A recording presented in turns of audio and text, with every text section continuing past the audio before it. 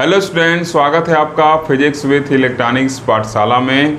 आज के इस लेक्चर में हम लोग स्पेक्ट्रोस्कोपी यूनिट फर्स्ट का जो वेक्टर एटम मॉडल वाला टॉपिक पढ़े थे उसी का नेक्स्ट पार्ट पढ़ेंगे। मतलब कल बताया था मैं कि वेक्टर एटम मॉडल को मैं 2 पार्ट में पढ़ाऊँगा। कल एक पार्ट हो गया था, आज उसी का ये सेकेंड पार्ट है, मतलब उसी टॉपिक का ये पार्ट है। ठीक, तो कॉपी में जहाँ तक आप वेक्टर एटम मॉडल लिखे हैं उसके आगे वहाँ से आज के इस लेक्चर को नोट करना शुरू करिएगा। ठीक, अब देखिए वेक्टर एटम मॉडल जो डिफाइन हुआ था कल हम लोग देखे थे कि orbital angular momentum, spin angular momentum, मतलब यल और यस को लेकर डिफाइन हुआ था। और यल और यस दोनों क्या थे? वेक्टर थे। ठीक, और क्वांटाइज्ड वेक्टर थे, इसी वजह से इस एटम मॉडल का नाम क्या पड़ा था? वेक्टर एटम मॉडल पड़ा था। ठीक, तो यहाँ तक हम लोग डिफाइन कर लिए थे। अब उसके आगे जो क्वांटम नंबर यूज हुए थे वेक्टर एटम मॉडल में उसको हम लोग पढ़ेंगे। ठीक, तो इस वजह से जो हम लोग का हेडिंग है क्या है? Quantum numbers associated with vector atom model, मतलब वेक्टर एटम मॉडल से एसोसिएटेड जो क्वांटम नंबर है उसको आज हम लोग पढ़ेंगे। ठीक, तो देखिए क्या लिखेंगे एग्जाम में, quantum numbers associated with vector atom model are. जो quantum number vector atom model साथ एसोसिएट हो रहा है वो कौन कौन सा है? तो पहला देखिए क्या है? Principal quantum number. पहला आपका क्या है? प्रिंसिपल क्वांटम नंबर है, जिसको स्मॉल n से रिप्रेजेंट करते हैं। इसको आप 11th के केमिस्ट्री में पढ़ चुके हैं। ठीक, और अभी हम लोग सोमरफील्ड एटॉमिक मॉडल में भी इसको पढ़े थे। n = क्या आ रहा था? nr+k आ रहा था, वही वाला क्वांटम नंबर है। ठीक, तो देखिए क्या लिखेंगे, the principal quantum number determine the total energy of the electron in an orbit. जो प्रिंसिपल क्वांटम नंबर होता है वो किसी ऑर्बिट में इलेक्ट्रॉन की टोटल एनर्जी को डिटरमाइन करता है। अगर आप मेरा बोहर एटॉमिक मॉडल वाला वीडियो देखे होंगे तो उसमें देखिए एनर्जी का इस स्मॉल n के साथ रिलेशन आया था। ठीक, तो वहाँ से आप इस चीज़ को कह सकते हैं कि ये जो स्मॉल n है ये क्या करेगा? एनर्जी को डिटरमाइन करेगा, किसी ऑर्बिट में इलेक्ट्रॉन का कितना एनर्जी है। ओके, और फिर इसके आगे क्या लिखेंगे? It is denoted by n, और इसको स्मॉल n से डिनोट करते हैं। यहाँ भी देखिए लिख दिए हैं तो उसे क्लियर है ही। ठीक, it is denoted by small n full stop, larger is the value of n, greater is the energy of electron. अगर n का वैल्यू क्या होगा? लार्जर होगा, तो जो एनर्जी होगा इलेक्ट्रॉन का वो क्या होगा? लार्जर होगा। जैसे आप ये रिलेशन देखे थे, E क्या था? -1/n² के क्या था? प्रोपोर्शनल था। ठीक, तो जब n का वैल्यू क्या होगा? बड़ा होते जाएगा तो E का वैल्यू क्या होगा? लेस नेगेटिव होगा। तो लेस नेगेटिव मतलब क्या? पॉजिटिव तरफ बढ़ना है। इसका मतलब क्या होगा? जब n का वैल्यू बड़ा होगा तो E का वैल्यू क्या होगा? बड़ा होगा। क्लियर? आप ऐसे भी समझ सकते हैं, जैसे जैसे हम न्यूक्लियस से दूर जाएंगे वैसे वैसे क्या होगा? n का नंबर बढ़ता जाएगा, और न्यूक्लियस से दूर जाने पे क्या होता है? इलेक्ट्रॉन की एनर्जी बढ़ती हुई जाती है। तो इससे भी आप इस चीज़ समझ सकते हैं, कोई रॉकेट साइंस तो है ना इसमें। ठीक, अब देखिए इसके आगे क्या लिखे हैं? In other words the serial number shells starting from innermost is represented by principal quantum number full stop, it takes only positive integral value. अब जो हम लोग का सेल्स है, जो सेल होता है, जैसे कौन सा ऑर्बिटल सेल पढ़े ना, K, L, M, N ये सब पढ़े हैं, तो ये जो सेल होता है उसको भी n डिसाइड करता है। ठीक, इनर मोस्ट से स्टार्ट होता है और आगे क्या होता है? बढ़ते हुए चला जाता है। जैसे जो इसका वैल्यू होगा n का 1, 2, 3 होगा। ठीक, तो n = 1 है तो इसका मतलब क्या? K सेल है। जैसे आप इसको इंटर में पढ़े हुए हैं, ऐसे डिफरेंट नाम हम लोग देते थे। ठीक, ये क्या था आपका? K सेल था, ये क्या था? L था, ये क्या था? M था। तो K के लिए n का वैल्यू क्या होता है? 1 होता है। ठीक, तो वही बोले इनर मोड से मतलब एकदम अंदर से स्टार्ट करते हैं। न्यूक्लियस के बाद जो ऑर्बिट होगा वो n = 1 होगा, और उसके सेल का जो n = 1 होगा उसके करस्पॉन्डिंग जो सेल होता है उसको K सेल कहते हैं। फिर इस n = 2 के करस्पॉन्डिंग जो सेल होता है उसको L सेल कहते हैं। फिर n = 3 के करस्पॉन्डिंग जो सेल होगा उसको क्या कहेंगे? M सेल कहेंगे। और न्यूक्लियस जैसे से बाहर बढ़ेंगे एनर्जी क्या होगा? बढ़ते हुए चल जाता है। इसका नाम जैसे से n बढ़ता है एनर्जी क्या होता है? बढ़ते हुए चला जाता है। ठीक, तो ये रहा हम लोग का प्रिंसिपल क्वांटम नंबर। अब इसके आगे कुछ और क्वांटम नंबर देखे जाएंगे नेक्स्ट सेशन के अंदर। ओके स्टूडेंट, तो अब देखिए देखेंगे नेक्स्ट क्वांटम नंबर जो क्या है आपका? Orbital angular quantum number, ORR। इसी को हम एजीमुथल क्वांटम नंबर भी कह सकते हैं, जिसको स्मॉल l से रिप्रेजेंट किया जाता है। तो आगे इसके सिंबल स्मॉल l को भी लिख दिए हैं। ठीक, अब देखिए ये क्या होता है? ये बताता है कि किस सबसेल में इलेक्ट्रॉन होगा तथा उसका शेप कैसा होगा, इस चीज़ को ये बताता है। ठीक, तो सबसे पहले देख लेते हैं क्या लिखेंगे? It determine the magnitude of orbital angular momentum of electron, मतलब इलेक्ट्रॉन का जो ऑर्बिटल एंगुलर मोमेंटम है उसके मैग्नीट्यूड को बताएगा, कितना उसका वैल्यू है। It takes only integral value, और इसका ये क्या होगा, बस इंटीग्रल वैल्यू लेगा from 0 to n-1, 0 to n-1, मतलब अगर n का वैल्यू क्या है 3 है तो इसके कितने वैल्यू होंगे, ऐसे समझिए कि अगर स्मॉल n = 3 है तो l का कितना वैल्यू होगा 0 to 3-1, तो मतलब क्या होगा 0 to 2, इसका मतलब कितने वैल्यू हो जाएंगे 0, 1, 2, ये वैल्यू होंगे, 3 वैल्यू होंगे इसके। ठीक, तो ये क्या कर रहा है, पूरा का पूरा किस पे डिपेंड करता है, n पे डिपेंड करता है। क्लियर है। अगर इसका वैल्यू क्या है n = 3 हो तो इसके अकॉर्डिंग क्या पता चल रहा है कि 0 से n-1 वैल्यू लेता है, तो अगर n का वैल्यू हम 3 रख दें तो 3 - 1 मतलब 2, 0 से 2 मतलब क्या हो जाएगा 0, 1 और 2। ठीक, अब देखिए orbital angular momentum vector is represented by, अब जो इसका एंगुलर मोमेंटम होगा, इस एंगुलर मोमेंटम वेक्टर वो कैसे रिप्रेजेंट किया था, कैपिटल एल वेक्टर से, आप स्मॉल एल वेक्टर भी लगा कर रिप्रेजेंट कर सकते हो, कोई दिक्कत नहीं है। एंड इट्स मैग्नीट्यूड इज, और जो इसका मैग्नीट्यूड होगा उसको ऐसे दिया जाता है, क्या होता है वेक्टर यल, इसके मैग्नीट्यूड जो क्या होगा यल के बराबर होगा, is equal to under root में यल इनटू ब्रैकेट में l+1, और ये क्या है एच कट, चाहे आप एच कट की जगह h/2π भी लिख सकते हैं। ठीक, where l is orbital quantum number, जहाँ पे यल क्या है आपका ऑर्बिटल क्वांटम नंबर होता है। ठीक, यल क्या होता है आपका ऑर्बिटल क्वांटम नंबर होता है, और कैपिटल यल क्या है ऑर्बिटल एंगुलर क्वांटम, या आप ऐसे कह सकते हैं ऑर्बिटल एंगुलर मोमेंटम। ठीक, ये कैपिटल एल क्या है ऑर्बिटल एंगुलर मोमेंटम है, और स्मॉल एल क्या है ऑर्बिटल एंगुलर क्वांटम नंबर है। क्लियर। अब देखिए फिजिकली अगर बात करें कि it's represent the sub shell in which the electron is located, physically ये जो स्मॉल एल है किसके लिए यूज किया जाता है कि किस सब सेल में इलेक्ट्रॉन रिप्रेजेंट, किस सब सेल में इलेक्ट्रॉन क्या है स्थित हैं, and also give the shape, और ये क्या बताता है शेप के बाद also give the information about the shape, और शेप के बारे में भी क्या करता है ये इंफॉर्मेशन देता है। ठीक, मतलब अगर यल का वैल्यू क्या हो, जो ऑर्बिटल एंगुलर, ऐसे कहिए इसको, ये क्या है ऑर्बिटल एंगुलर क्वांटम नंबर जो आपका है ये स्मॉल यल है, और ऑर्बिटल एंगुलर मोमेंटम क्या है कैपिटल एल है। ठीक, तो कंफ्यूज मत होएगा, दोनों का नाम आपको याद रहना चाहिए क्योंकि आगे हम लोग बहुत इसको यूज करेंगे। तो स्मॉल एल का वैल्यू अगर 0 है तो ये क्या होगा, इसका मतलब इलेक्ट्रॉन जो होगा वो यस सब सेल में रहेगा, अगर यल का वैल्यू 1 है तो इलेक्ट्रॉन पी सब सेल में रहेगा, और यस का वैल्यू 2 है तो इलेक्ट्रॉन डी सब सेल में रहेगा, और पी का वैल्यू 3 है तो इलेक्ट्रॉन एफ सब सेल में रहेगा, 4 है तो जी सब सेल में रहेगा, ऐसे होता है। ठीक, तो अब ये तो बता दिया एस सब सेल में, साथ साथ साइज भी बता देगा, अगर यस में रहेगा तो क्या होगा स्फेरिकल साइज होगा, पी में रहेगा तो क्या होगा डम्बल साइज रहेगा, फिर अगर इसमें होगा डी में होगा तो क्या होगा डबल डम्बल बनता है, ये सब तो आप पढ़े हैं। ठीक, ये क्या ये साइज हो गया, और फिर अगर एफ में रहेगा तो इसका भी शेप आप पढ़े हैं। ठीक, ये सब तो केमिस्ट्री में पढ़ के आप आ रहे हैं, इसका भी शेप क्या होगा कुछ ऐसे रहेगा। ठीक, चाहे इधर से बनाए चाहे इधर से, तो ये बताएगा कि डिफरेंट शेप के क्या होंगे ऑर्बिट्स होंगे, जिसमें क्या होगा इलेक्ट्रॉन का मोशन होता रहेगा। ठीक, अब इसके आगे हम लोग अगले क्वांटम नंबर को डिस्कस करेंगे। ओके स्टूडेंट, तो देखिए तीसरा क्वांटम नंबर हम लोग देखेंगे spin angular quantum number. Spin angular quantum number को हम लोग देखेंगे कि ये क्या होता है, तो ये भी आप इंटर में पढ़ चुके हैं। इसको हम लोग क्या करते हैं स्मॉल यस से रिप्रेजेंट करते हैं, और ये क्या होता था तो देखिए it explain the fine structure of spectral line, ये स्पेक्ट्रल लाइन के फाइन स्ट्रक्चर को एक्सप्लेन करने में काफ़ी ज़्यादा हेल्प करता है।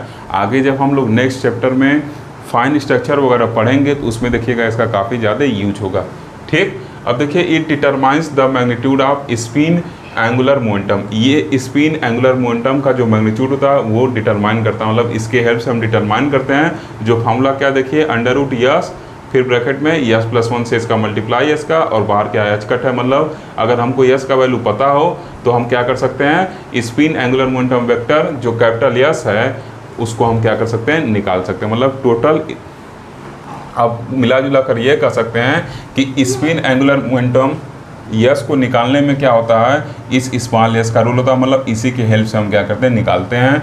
और साथ ही साथ एक चीज़ और मैं क्लियर कर देना चाहता हूँ, किसी किसी बुक में आप देखेंगे कि small s vector equal to small s करके लिखा है और उसके आगे ब्रैकेट में यस इंटू यस प्लस 1 लिखा है, तो ये भी आप यूज कर सकते हैं। एच कट करके लिखा है तो इसको भी आप यूज कर सकते हैं, उसमें कोई दिक्कत नहीं है। लेकिन जनरली क्या है, जो मैग्नीट्यूड या टोटल वेक्टर वगैरह को देखा जाता है, जैसे एंगुलर स्पिन एंगुलर मोमेंटम हो गया या ऑर्बिटल एंगुलर मोमेंटम वेक्टर, तो उसको कैपिटल लेटर से ही नॉर्मली शो किया जाता है।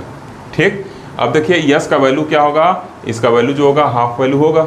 अगर क्लॉकवाइज है तो प्लस हाफ कर देते हैं उसी को, और एंटी क्लॉकवाइज है तो उसी को माइनस हाफ कर देते हैं। लेकिन यहाँ क्या है, मैग्नीट्यूड की बात कर रहे हैं तो मैग्नीट्यूड चाहे प्लस हो चाहे माइनस हो, हमेशा क्या होगा, हाफ ही निकल के आएगा, पॉजिटिव हाफ ही निकल के आएगा। ठीक, ये सब इंटर्म आप पढ़े हैं, इस वजह से ज़्यादा डीपली मैं नहीं जा रहा हूँ, क्योंकि मुझे पता है कि आप ये सब चीज़ें अच्छे से समझ रहे होंगे। अब देखिए total angular momentum quantum number, इसको क्या करते हैं, जे से रिप्रेजेंट करते हैं, स्मॉल जे से।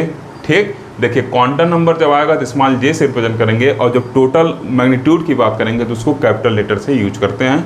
ठीक, तो लिखेंगे कि it determine the magnitude of total angular momentum of electron, and ये क्या करता है, इलेक्ट्रॉन के टोटल एंगुलर मोमेंटम को डिटरमाइन करता है। ये फॉर्मूला देखिए लिखा है, इसी फॉर्मूले के हेल्प से डिटरमाइन करेगा।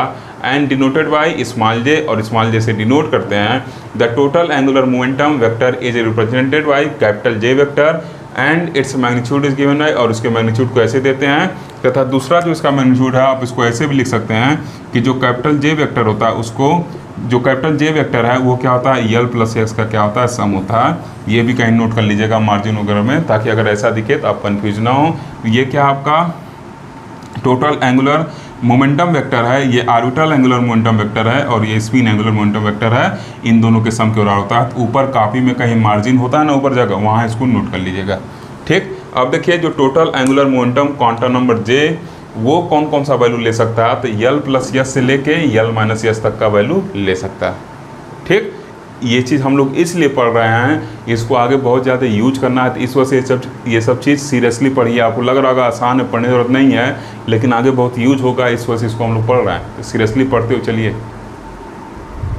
ठीक, तब इसका जो वैल्यू होगा यल प्लस यस से यल माइनस यस तक होगा, और जो डिफरेंस होगा क्या होगा, उसके बीच में यूनिटी का डिफरेंस होगा। क्लियर, कितने का डिफरेंस होगा, यूनिटी के डिफरेंस के साथ ये वैल्यू उसका निकलेगा। मतलब अगर 1 आ रहा है फिर 2 आएगा, बीच का कोई वैल्यू नहीं आएगा, 2 के बाद फिर 3 आएगा, ऐसे इसका वैल्यू आता है। ठीक, ओके स्टूडेंट, तो देखिए अब 5वां नंबर जो क्वांटम नंबर है, और 6वां नंबर है, और जो 7वां नंबर है, ये तीनों क्वांटम नंबर आपके लिए नया है। अब तक जो क्वांटम नंबर आप पढ़े हैं उसको तो आप इंटर में भी पढ़े थे, और ये नया क्वांटम नंबर क्यों आ रहे हैं, क्योंकि अब हम लोग क्या कल पढ़े थे कि एटम को क्या करते हैं, एक एक्सटर्नल मैग्नेटिक फील्ड में प्लेस कर देते हैं, तब भी उसका स्प्लिटिंग होता है। तो जब उसको एक्सटर्नल मैग्नेटिक फील्ड में प्लेस करेंगे तो कौन कौन से क्वांटम नंबर की हमको ज़रूरत पड़ेगी उसके स्प्लिटिंग को डिफाइन करने के लिए, अब हम लोग उसको पढ़ेंगे। तो एक देखिए, इलेक्ट्रॉन जब ऑर्बिट में मूव कर रहा है तो क्या कर रहा है, एक तो एंगुलर मोमेंटम की जरूरत पड़ेगी। ठीक, और दूसरा क्या होगा, स्पिनिंग भी कर रहा है तो स्पिनिंग एंगुलर मोमेंटम की जरूरत पड़ेगी। ठीक, तो देखिए क्या लिखे हैं, मैग्नेटिक ऑर्बिटल क्वांटम नंबर। ठीक, ये क्या है, मैग्नेटिक ऑर्बिटल क्वांटम नंबर है, और इसके बाद फिर क्या आएगा, मैग्नेटिक स्पिन क्वांटम नंबर आएगा। ठीक, एक मैग्नेटिक फील्ड में प्लेस किए हैं तो एक ऑर्बिटल, तो क्या हो गया, मैग्नेटिक ऑर्बिटल। और फिर उसके बाद क्या होगा, अपने एक्सिस पे भी क्या कर रहा है, इलेक्ट्रॉन ऐसे घूम रहा है। समझिएगा चीज़ को जो मैं बताना चाह रहा हूँ, एक तो इलेक्ट्रॉन ऐसे घूम रहा है, मैग्नेटिक फील्ड जब प्लेस किया गया है, तो एक क्या हो गया, मैग्नेटिक ऑर्बिटल क्वांटम नंबर, और दूसरा अपने एक्सिस पर ऐसे स्पिन करते हुए जा रहा है। तो इसके बाद वाला जो हम लोग पढ़ेंगे वो क्या होगा, मैग्नेटिक स्पिन क्वांटम नंबर। और इसके पहले जो हम लोग पढ़े थे वो क्या था, बस ऑर्बिटल क्वांटम नंबर था और स्पिन क्वांटम नंबर था। अब मैग्नेटिक वर्ड क्यों इंट्रोड्यूस कर देना है इसमें, क्योंकि अब ये जो एटम है वो मैग्नेटिक फील्ड में प्लेस किया जा चुका है। ठीक, तो अब ये सब आपके लिए नया यहाँ से शुरू हो रहा है। ओके, अब चीज़ देखिए, स्पेक्ट्रम में थोड़ा टॉपिक जो है बहुत टफ आएंगे, लेकिन उनसे घबराना नहीं है, अच्छे से समझना है। मैं पूरा कोशिश करूँगा आगे जो टफ टॉपिक आएंगे उसको आसान बना के समझाया जाए, और उम्मीद भी है कि आप समझेंगे और काफ़ी इंटरेस्ट के साथ पढ़ेंगे। अब देखिए यहाँ पे मैग्नेटिक ऑर्बिटल क्वांटम नंबर क्या होता है, तो ये क्या होता है, प्रोजेक्शन होता है। कल बताया था ना कि इसका प्रोजेक्शन लेते हैं, मतलब परछाई लेते हैं। देखिए मार्कर का प्रोजेक्शन बन रहा है, इस पर बोर्ड पे दिखाई दे रहा है ना, मार्कर का प्रोजेक्शन देखिए। ठीक, मतलब परछाई। तो ये क्या है, the projection of orbital angular momentum vector on the magnetic field direction is called magnetic orbital quantum number. देखिए समझिएगा, मान लीजिए मैग्नेटिक फील्ड और का जो डायरेक्शन है उसको जेड एक्सिस के लॉन्ग मान लिए हैं। कल बताए थे ना, अपने सुविधा के अनुसार क्या करते हैं, रेफरेंस लाइन जो होता है उसको क्या करते हैं, जेड एक्सिस मान लेते हैं और उसी डायरेक्शन में मैग्नेटिक फील्ड का भी डायरेक्शन मान लेते हैं। ठीक, तो दोनों देखिए जेड एक्सिस और मैग्नेटिक फील्ड एक दूसरे से कोइंसाइड करें। ठीक, अब मान लेना है कि ऑर्बिट किसी टाइम इस एक्सिस से क्या है, थीटा एंगल पे है। ये मान लेना है ऑर्बिट हमारा कुछ इस तरीके से है यहाँ पे इस टाइम। ठीक, अब इसके परपेंडिकुलर जो होगा वो क्या होगा, यल होता है। ये किसके बराबर होता है, इसके ऑर्बिट के रेडियस, और ये क्या होता है, लीनियर मोमेंटम के प्रोडक्ट के बराबर होता है। तो ये सब जान ही रहे हैं। तो इन दोनों का जो क्रॉस प्रोडक्ट है वो क्या होगा, आर क्रॉस पी क्या होगा, ऊपर तरफ होगा। तो जो ऑर्बिट का एंगुलर मोमेंटम का डायरेक्शन होगा वो क्या होगा, ऑर्बिट से ऊपर की तरफ होगा। ये ऑर्बिट है ऐसे, ये क्या होगा, एंगुलर मोमेंटम का डायरेक्शन होगा। ठीक, तो उसको कैपिटल एल से रिप्रेजेंट करते हैं। अब मान ले रहे हैं कि ये रेफरेंस एक्सिस जेड एक्सिस से क्या कर रहा है, थीटा एंगल बना रहा है। तो जब इसका प्रोजेक्शन हम लिखेंगे तो क्या हो जाएगा, मान ले रहे हैं कि जो यल का मैग्नीट्यूड है वो क्या है, स्मॉल एल है, तो इसका प्रोजेक्शन क्या हो जाएगा, यल कास थीटा, जिसके साथ एंगल बनाता है उसको कास थीटा कहते हैं। और ये यहाँ से यहाँ तक का वेक्टर अगर एम एल है, यम सफिक्स में एम एल है, तो क्या हो जाएगा, M L equal to L cos theta. यही क्या होता है, magnetic orbital quantum number M L होता है। ठीक, क्लियर है चीज़। फिर से एक बार रिपीट कर रहे हैं कि मान लेना ऑर्बिट किसी क्षण ऐसे है, तो जो उसका ऑर्बिट, ये ऑर्बिट मान लीजिए रोटेट कर रहा है ऐसे, ये रेफरेंस एक्सिस है और रेफरेंस जेड एक्सिस है, और वही मैग्नेटिक फील्ड लाइन का डायरेक्शन भी है जिसको बी से रिप्रेजेंट किए हैं। ठीक, तो इस टाइम पे जो ऑर्बिटल एंगुलर मोमेंटम होगा वो क्या होगा, इससे ऊपर की तरफ होता है। तो इसका इस रेफरेंस एक्सिस से जो एंगल बन रहा है वो क्या है, थीटा है। तो इसका प्रोजेक्शन क्या हो जाएगा, यल कास थीटा। जैसे मान लीजिए ये ए बी है आपका और ये थीटा, तो ए बी का इस पर प्रोजेक्शन क्या हो जाएगा, ए बी कास थीटा हो जाएगा, होगा ना। तो वैसे ही क्या है, ये जो यल है इसका मैग्नीट्यूड मैं मान ले रहा हूँ स्मॉल यल है, तो ये क्या हो जाएगा, यम यल, आप कैपिटल एल मान सकते हैं, कोई दिक्कत नहीं है। ठीक, तो ये क्या हो जाएगा, m L equal to L cos theta हो जाएगा। ओके, अब देखिए यहाँ तक हम लोग आए थे। अब यहाँ से क्या समझेंगे, it is denoted by m l हो गया। ठीक, इसको क्या करते हैं, एम एल से डिनोट करते हैं। फिर देखिए the possible value of M L is minus L to plus L. जो possible value of M L है वो माइनस यल से क्या होगा, प्लस यल तक होगा। मतलब अगर यल का वैल्यू क्या है, समझने की कोशिश करिएगा, यल का वैल्यू क्या है, अगर 2 है तो एम एल का वैल्यू क्या होगा, -2 से +2 तक होगा। मतलब -2 फिर क्या हो जाएगा, -1 0 1 2। ठीक, बीच में एक का डिफरेंस रहता है, लिखे ना, बिग डिफरेंस ऑफ यूनिटी, मतलब डिफरेंस ऑफ यूनिटी के बराबर होता है। जो इनके बीच में डिफरेंस रहता है वो यूनिटी के डिफरेंस के बराबर होता है, एक का अंतर होता है इनके बीच में। ठीक, अब देखिए इसका मतलब जो possible value of M l होगा वो क्या होगा, 2l+1 होगा। यहाँ पे देखिए अगर आप इसको जनरलाइज करना चाहें तो 2l+1 अगर इसको लिखें तो देखिए साफ साफ ये सेटिस्फाई करेगा।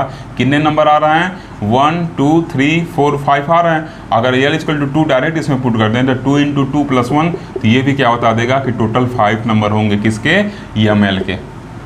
ठीक, तो एक जनरल फॉर्मूला निकाल लेते हैं, इसको क्या कहते हैं, 2l+1, मतलब the possible value of M L is 2l+1। जो क्या कर रहा है, ये ऑर्बिटल क्वांटम नंबर पे डिपेंड कर रहा है। ठीक, अब देखिए from the figure we have, figure से इस यल का प्रोजेक्शन इस पे क्या होगा, M L equal to L cos theta होगा। ठीक, स्मॉल यल कास थीटा लिखे हैं। Since cos theta can have value from -1 to +1, इस वजह से so M L can take M L can take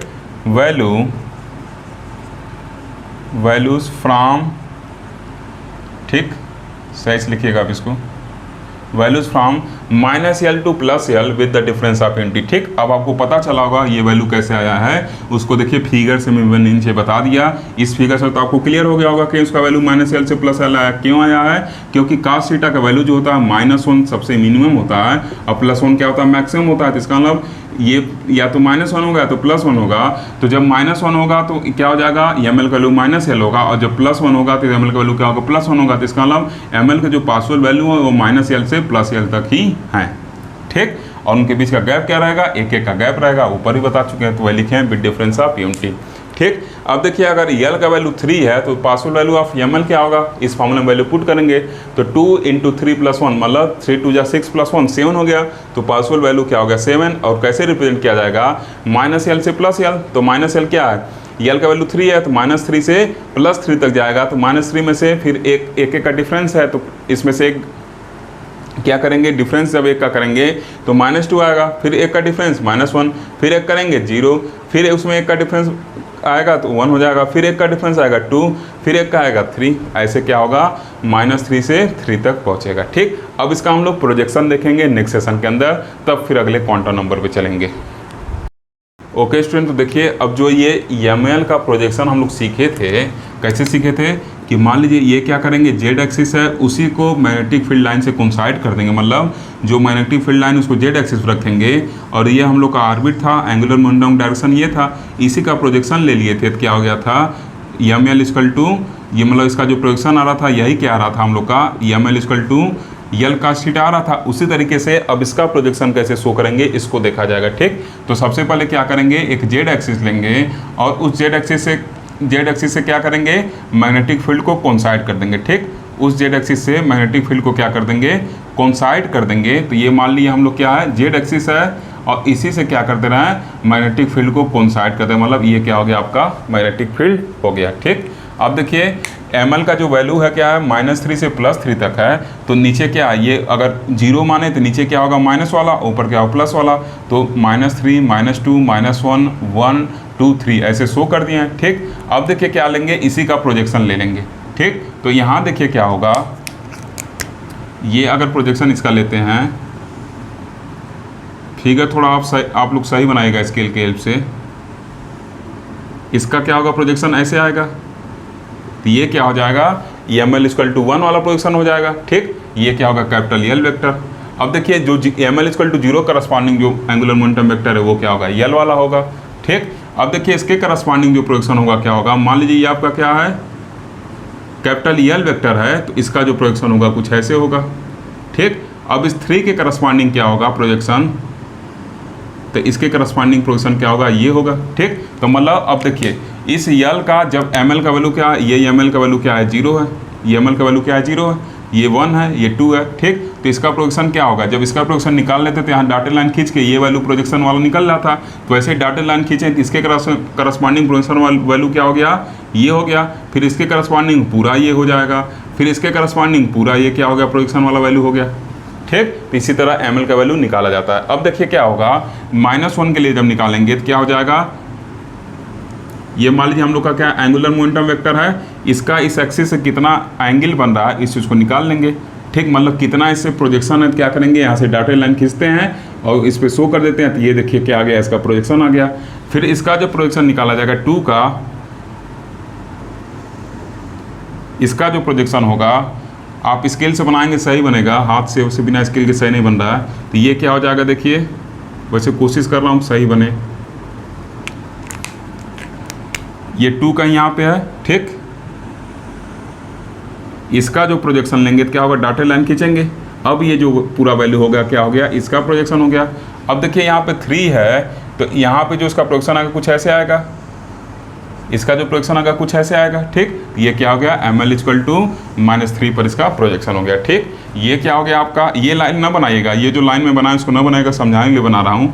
ठीक, तो ये क्या हो गया इसका, एम एल इक्वल टू 3 पे पूरा ये प्रोजेक्शन हो गया, एम एल इक्वल टू -2 पे ये हो गया, एम एल इक्वल टू -1 पे ये हो गया, और उसी तरीके से एम एल इक्वल टू 0 पे प्रोजेक्शन क्या होगा, सेम यही लाइन होगा। ठीक, सेम यही लाइन होगा, क्योंकि इसको डॉटेड से मिलाएंगे तब भी क्या होगा, इसका प्रोजेक्शन वही लाइन ही मिलेगा। ठीक, इसका प्रोजेक्शन डॉटेड लाइन किए थे ये मिल गया, इसका क्या हो गया, ये मिल गया, और फिर इसका क्या हो जाएगा, ये पूरा प्रोजेक्शन मिल जाएगा। ठीक, तो स्क्रीन पे आपको एक फिगर दिखाई दे रहा है, वही फिगर आप बनाइएगा, क्योंकि ये फिगर देख के आप बना नहीं पाएंगे, काफ़ी समय गोज दिया हूँ। ठीक, तो आप क्या करिएगा, स्क्रीन पे जो फिगर दिख रहा है उसी को बनाइएगा। अब हम लोग नेक्स्ट सेशन के अंदर देखेंगे अगले क्वांटम नंबर को जो स्पिन के वजह से होगा। अब क्या होगा, मैग्नेटिक स्पिन क्वांटम नंबर। ठीक, तो अब हम लोग मैग्नेटिक स्पिन क्वांटम नंबर की बात करेंगे। ठीक, देखिए ये पूरा का पूरा सब का सब जो है एंगुलर मोमेंटम है, जैसे यहाँ पे है ना कैपिटल एल, वैसे सब का सब है, इसी का क्या ले रहे हैं, प्रोजेक्शन ले रहे हैं। Okay,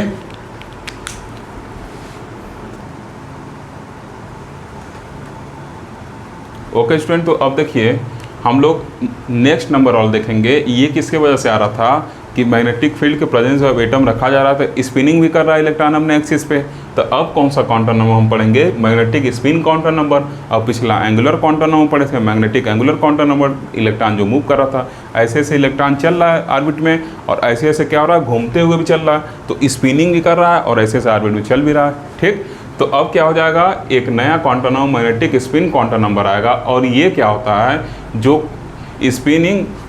magnetic spin quantum number होता है, ये भी प्रोजेक्शन होता है। देखिए क्या लिखे हैं, the projection off spin angular momentum vector on the magnetic field direction is called magnetic spin quantum number, it is represented by MS. जैसे पिछले केस में हम लोग लिखे थे, वैसे इसमें देखिए क्या एस वेक्टर है, इसका प्रोजेक्शन लेंगे मैग्नेटिक फील्ड के डायरेक्शन में, तो यही क्या होता है हम लोग का जो मिलेगा, यही क्या होता है, M S equal to S का थीटा, यही क्या होता है आपका मैग्नेटिक स्पिन क्वांटम नंबर होता है। ठीक, तो इसी को कैसे रिप्रेजेंट करेंगे, M S equal to S cos theta हो जाएगा।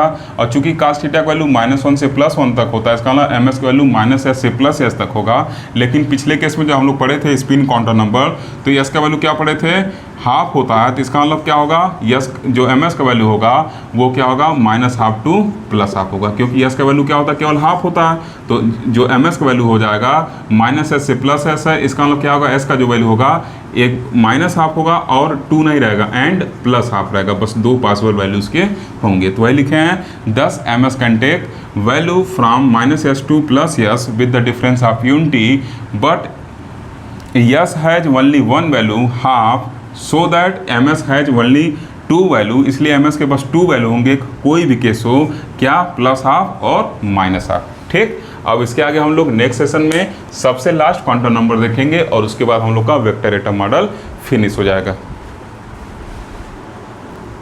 ओके स्टूडेंट, देखिए लास्ट क्वांटम नंबर क्या होगा, total magnetic quantum number. Total magnetic quantum number ये किसका किसका सम होगा, मैग्नेटिक एंगुलर क्वांटम नंबर और मैग्नेटिक स्पिन क्वांटम नंबर का सम होगा। ठीक, और ये भी क्या होगा, प्रोजेक्शन होगा, क्योंकि मैग्नेटिक स्पिन क्वांटम नंबर और मैग्नेटिक ऑर्बिटल क्वांटम नंबर दोनों इस प्रोजेक्शन से बने थे, तो ये भी एक तरीके से प्रोजेक्शन ही होगा। तो क्या लिखेंगे, the projection of total angular momentum on the direction of magnetic field is known as total magnetic quantum number. जो पूरा का पूरा प्रोजेक्शन है टोटल मैग्नेटिक एंगुलर मोमेंटम लिखिएगा इसको, total magnetic, the projection of total magnetic, इसमें magnetic लिख दीजिएगा, the projection of total magnetic angular momentum on the direction of magnetic field is known as total magnetic quantum number. देखिए ये total magnetic क्या है आपका, ये क्या है, टोटल क्वांटम नंबर है, मैग्नेटिक फील्ड में रखा जाएगा, तो जो इसका प्रोजेक्शन होगा किसका, टोटल, एक मिनट, ये मैग्नेटिक नहीं रहेगा, ठीक, क्योंकि टोटल एंगुलर मोमेंटम का जो प्रोजेक्शन है उसको हम मैग्नेटिक क्वांटम नंबर कहेंगे, ठीक ना। तो यहाँ क्या रहेगा, मैग्नेटिक नहीं रहेगा। ओके, तो क्या होगा, total the projection of total angular momentum, ठीक, on the direction of magnetic field. इसका देखिए प्रोजेक्शन किस डायरेक्शन में, मैग्नेटिक फील्ड डायरेक्शन क्या ये है, बी जेड डायरेक्शन में, तो इसका जो प्रोजेक्शन होगा वो mj होगा और ये कहलाएगा आपका टोटल मैग्नेटिक क्वांटम नंबर। ठीक, यहाँ मैग्नेटिक नहीं रहेगा। ठीक, तो ये क्या होगा, टोटल मैग्नेटिक क्वांटम नंबर होगा। जैसे यल का क्या था, ml था, यस का क्या था, प्रोजेक्शन ms था, वैसे जे का प्रोजेक्शन क्या हो जाएगा, mj हो जाएगा, जहाँ पे जे क्या है, इसका मैग्नीट्यूड है। ठीक, तो जो मैग्नीट्यूड को लिखेंगे तो mj इक्वल टू क्या हो जाएगा, जे कास थीटा। अब देखिए कास थीटा का वैल्यू -1 से +1 होगा, इसी वजह से जो mj का वैल्यू होगा +j से -j या -j से +j होगा। सीरीज में लिखना चाहें तो ऐसे आप लिख सकते हैं -j से +j, ठीक, और with the difference of unity, और उनके बीच में एक एक डिफरेंस होगा, इसका मतलब टोटल 2j+1 क्या होंगे आपके mj के पॉसिबल वैल्यू होंगे। जैसे -l से +l था तो टोटल 2l+1 ml के वैल्यू थे, वैसे ही -j से +j है तो टोटल 2j+1 क्या होंगे, पॉसिबल वैल्यू होंगे किसके, mj के। ठीक, इसको आप ऐसे भी समझ सकते हैं, एक फिगर में बना रहा हूँ, आप समझने की कोशिश करिएगा। वैसे आगे अभी हम लोग इसको डिटेल में पढ़ेंगे। हम लोग क्या पढ़े थे, ये क्या था हम लोग का यल था, ठीक, ये क्या था ml था, ECl का, फिर क्या पढ़े थे, यस पढ़े थे, ये क्या था हम लोग का ms था, ठीक, यहाँ तक ms था। तब इन दोनों को जब सम करेंगे तो क्या होगा, एक बड़ा वेक्टर मिलेगा, बड़ा वेक्टर मिलेगा, तो मान ले रहे हैं वो वेक्टर क्या है, mj है। ठीक, तो यही क्या था हम लोग का j है, यही j है, इसी का प्रोजेक्शन क्या है, mj, मतलब वो ms प्लस ml का क्या होगा, एक तरह से कह सकते हैं सम होगा। ठीक, तो आज के लेक्चर में बस इतना ही। अगर आपको लेक्चर अच्छा लगा हो तो ज़रूर लाइक करिए, शेयर करिए तथा चैनल को सब्सक्राइब भी करिए। साथ ही साथ आज जो आप लोग पढ़े होंगे ये आपको अभी 80% ही समझ में आने वाला है, क्योंकि जब तक आप इसका एप्लीकेशन नहीं यूज करेंगे तब तक आपको समझ में नहीं आएगा। तो नेक्स्ट के वीडियो में हम लोग इसका जब एप्लीकेशन यूज करेंगे तब वास्तव में समझ में आएगा क्यों ये आप पढ़े थे। ठीक, तो इस वजह से मैं इसको यहाँ पढ़ाया हूँ, क्योंकि वेक्टर एटम मॉडल का ये इंटीग्रेटेड पार्ट है, इसको पढ़ना ज़रूरी है। ठीक, अब इसका आगे जब हम लोग प्रॉब्लम्स करेंगे तो उसमें इसका यूज करेंगे तब वास्तव में आपको अच्छे से समझ में आएगा, और जो भी पॉसिबल वैल्यू वगैरह है वो आपको याद रहना चाहिए। ठीक, तभी हम इसको क्या करेंगे, अप्लाई करके वहाँ पे यूज कर पाएंगे और फाइन स्ट्रक्चर को डिफाइन कर पाएंगे। Okay, thank you for watching.